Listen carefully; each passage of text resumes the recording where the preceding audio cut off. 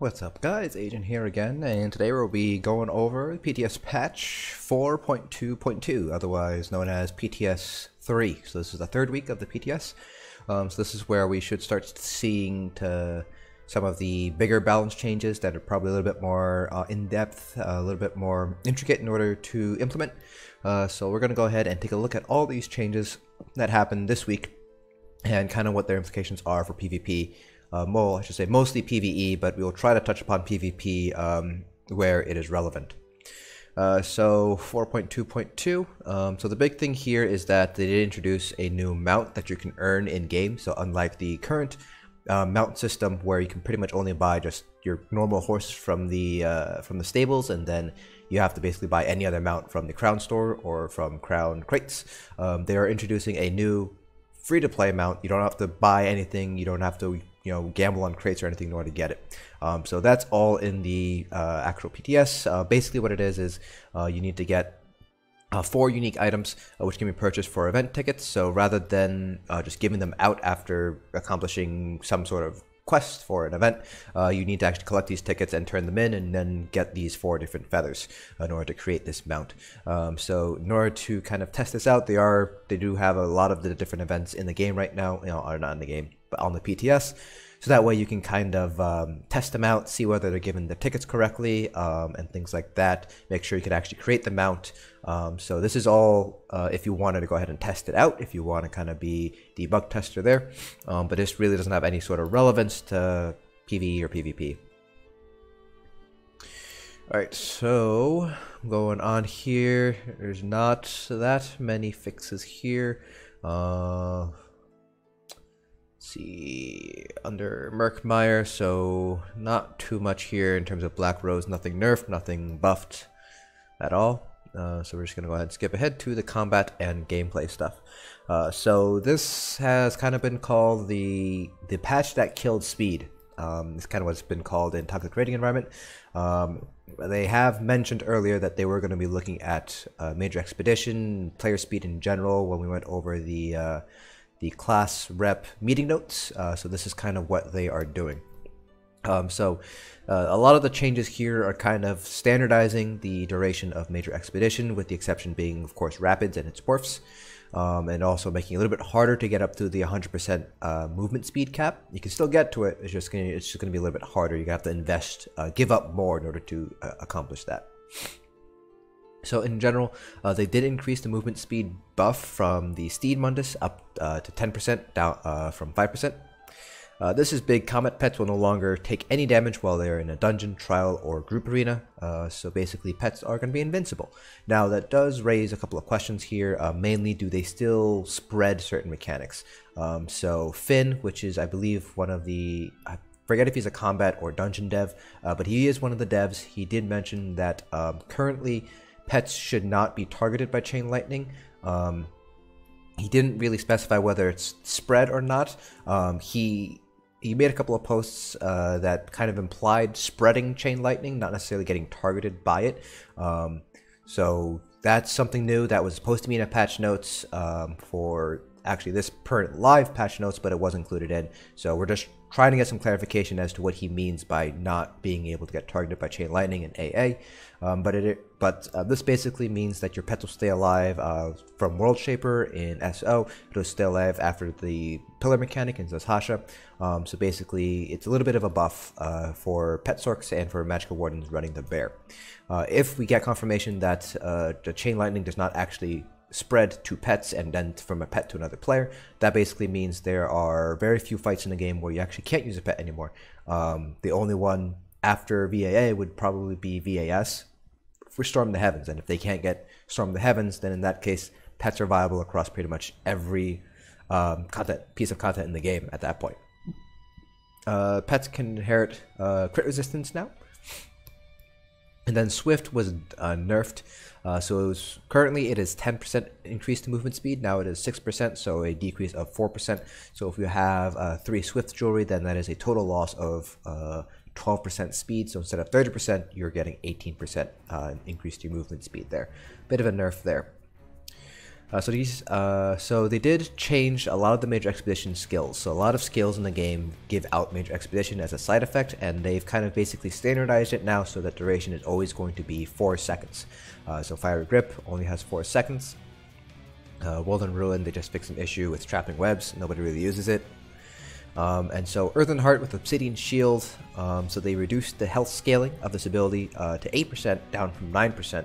I believe it is 10% on live right now, so it's a further nerf here. And they also reduced the shield bonus for the caster of Igneous Shields from a 200% bonus to a 150% bonus.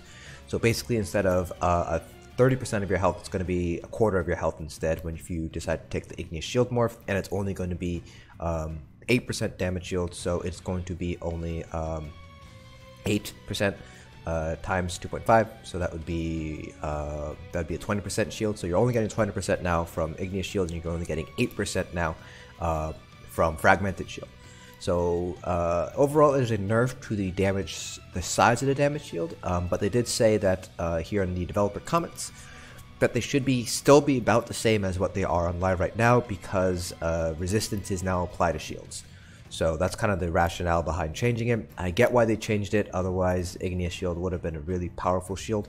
So overall, this is going to be quite a bit of a change. So instead of 30% on live right now, it's going to be a 20% shield, so it's about a third drop in your shield sides, but you also get additional resistances. So with max resistances, it should still end up being a buff overall to your shields, how much damage that they can eat as a tank. As a DPS, that's a completely different story, however. So for Grim Focus, they added a brief minimum travel time to the proc, so the bow proc. This is probably mostly for PvP, because sometimes it would be instantaneous. So now with that minimum travel time, you have some opportunity to dodge it if you see it coming towards you. For Sorks, they got a little bit of love.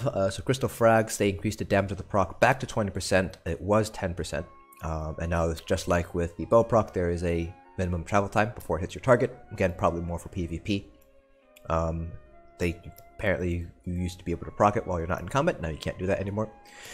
So for those of you guys who have not been playing ESO for very long, this is actually the original strength. I think this was back in like Horns of the Reach or something, where Crystal Frags would stun and have a 20% increase in damage. So now they just basically reverted that nerf. Now it's back to 20%, but they still have kept the stun off of Crystal Frags. Then you have Conjured Wars, so just like they mentioned in the class rep meeting notes, they did take away the cast time and the duration increases for the ability, so it's just like how it is on live right now.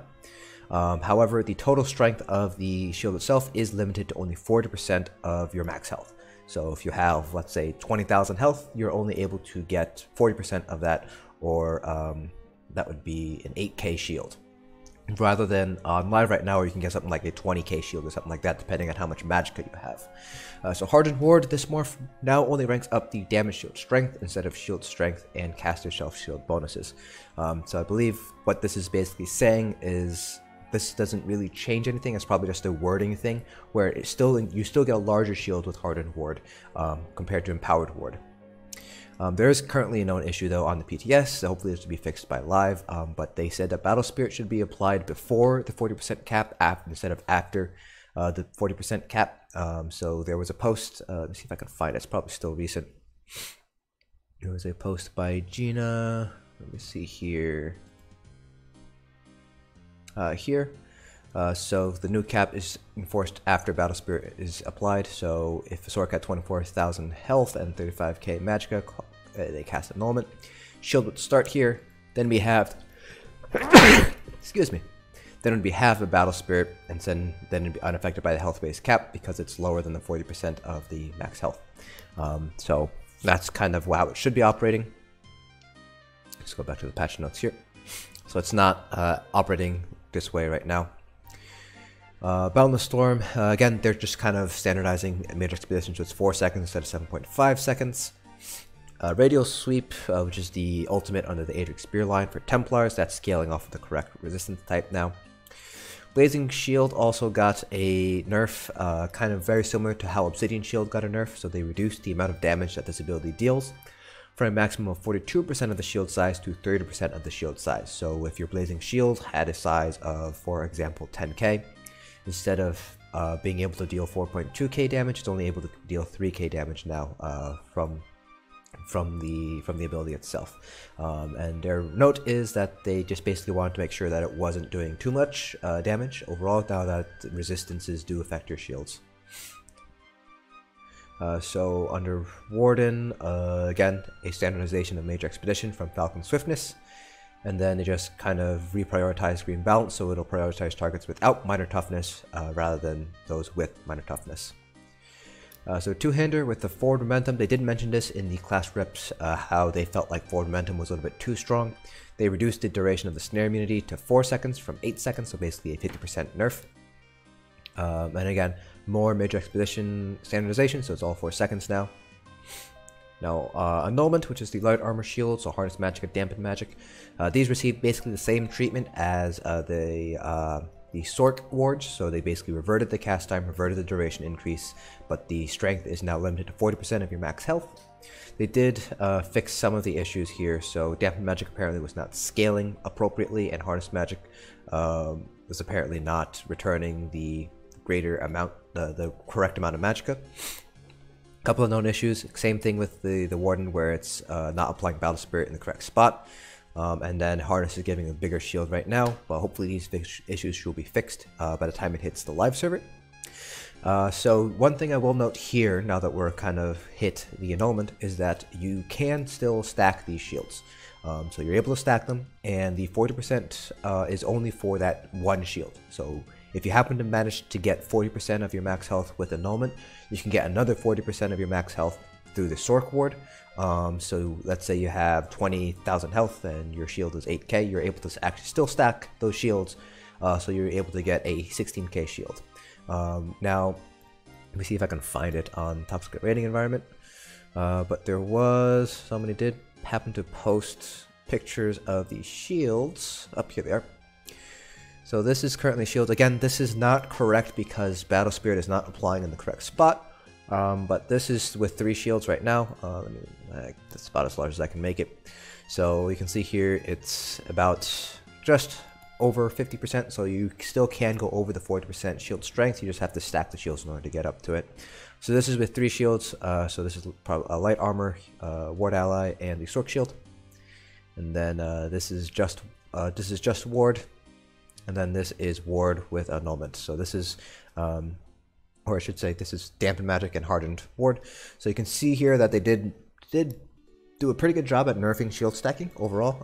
On live right now, you would probably get close to, if not over, your max health in shields. So they did manage to do that. But again, this is not correct because of the known issues right now on the PTS. Fix some issues with the Mage's Guild, and then for Bone Shield, which is under the Undaunted skill tree, instead of giving a 100% shield, they reduced it down to 50%, which makes sense because, again, resistances are now applied to your armor. This is still going to be a general nerf to the effectiveness of the shield. It's probably going to be about the same if a tank uses it, just because tanks have much greater resistances. But you really weren't using Bone Shield for the shield initially, you're really using it, the synergy I should say, more for the Major Vitality from Spinal Surge. So overall, this is not really going to change why you use it, it's just going to change the overall usefulness of the skill in terms of the shield itself. And again, they kind of standardized Major Expedition buff from these item sets, but instead of 4 seconds, it's 8 seconds. They fixed an issue with Reliquin where it break you out of stealth. They fixed an issue with Belor with some ultimates were not working with it. Battalion Defender, which is a new set, now has a radius associated with its tooltip. Histbark, it used to stack with other sources of major evasion, now it will not. So this has kind of been a big question here as to what's going to happen with all these passive dodge chance stuff. So it does seem like anything that gives major evasion will just adapt to the major evasion redefinition. So instead of giving passive dodge chance, it'll instead reduce AoE damage. And so any set that I think gives passive dodge chance, like or that requires you to dodge, will now require you to either roll dodge it And I think there's another, I think Glorious Defender or some other sets have passive dodge chance. Those will likely still remain passive dodge, but they haven't really said anything on it yet. But the idea is because they are not giving you major or minor evasion, they will still have that dodge chance associated with those armor sets.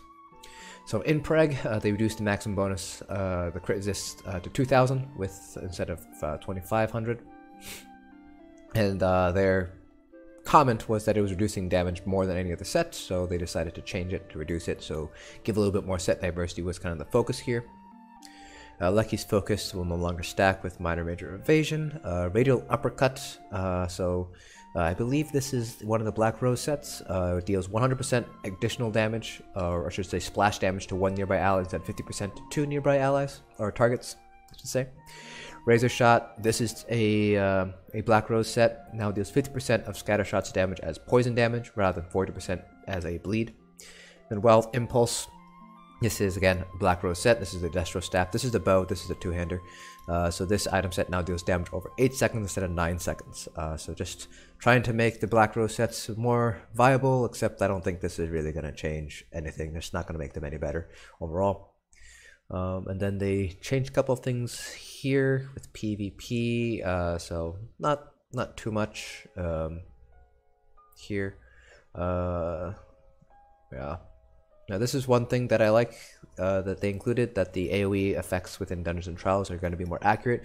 So I'm sure those of you guys who have done Asylum have noticed that you can die from Lothus's Defiling Blast even though you're not in the cone. So hopefully this will kind of correct that and make it so you're actually standing in the AoE, you will get hit. If you're not in the AoE, you won't get hit, kind of thing. That's pretty much it. Everything else is pretty much just kind of UI housing, not things that don't really affect PvE too much.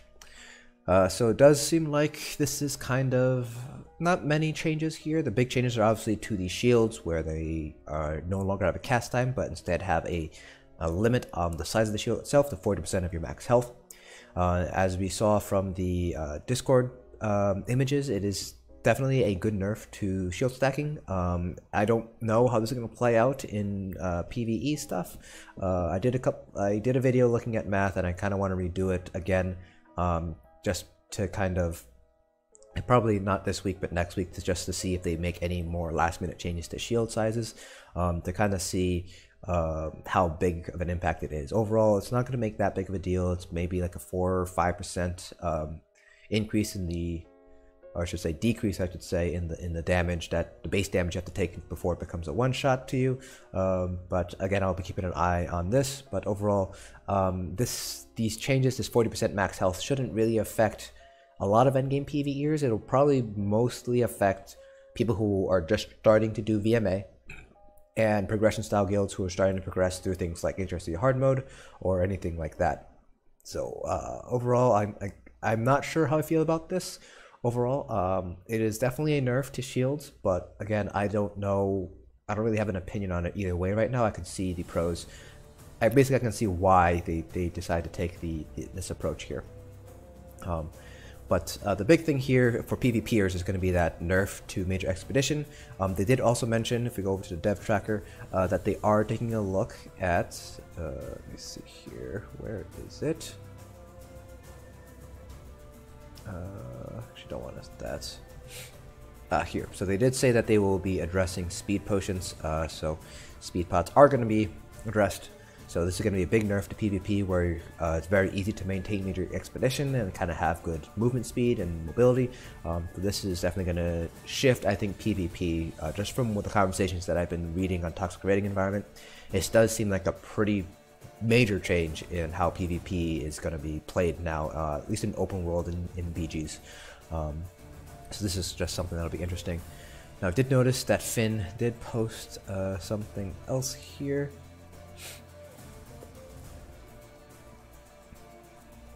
Okay.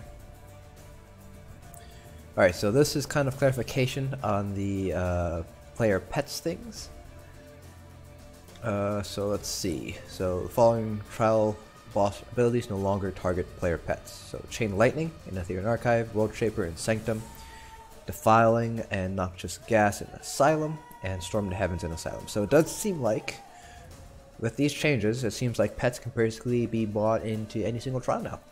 So don't have to worry about telling Sorks to put your pets away before the mage or put their pets away before Ohms. Now it seems like you can just bring pets wherever. I think the Storm HO is still being spreading lightning, so don't use that if you're a Sork. But other than that, you can use your Scamp, you can use your Bear. That all seems to be good.